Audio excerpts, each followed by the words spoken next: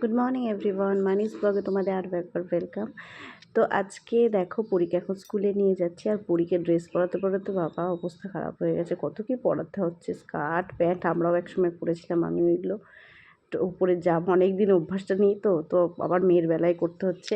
Sweater, তারপরে চুল বাঁধতে হচ্ছে, ক্রিম মাখাতে হচ্ছে, অনেক কাজ, মোজা পরাতে হচ্ছে, জুতো পরাতে হচ্ছে।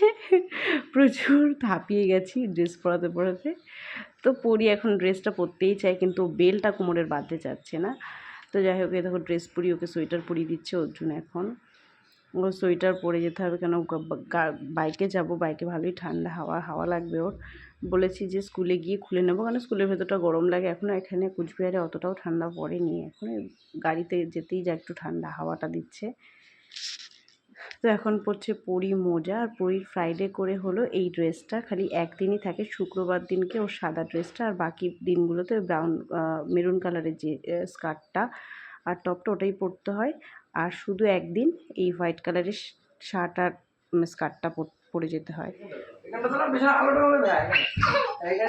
ফ্রাইডে ফ্রাইডে হোয়াইট কালারের সব কিছু করতে হয়। দেখা বাবার দিকে দেখা।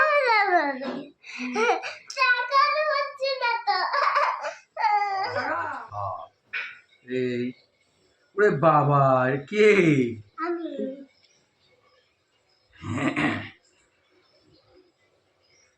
চল আমি রেডি হয়ে দেখি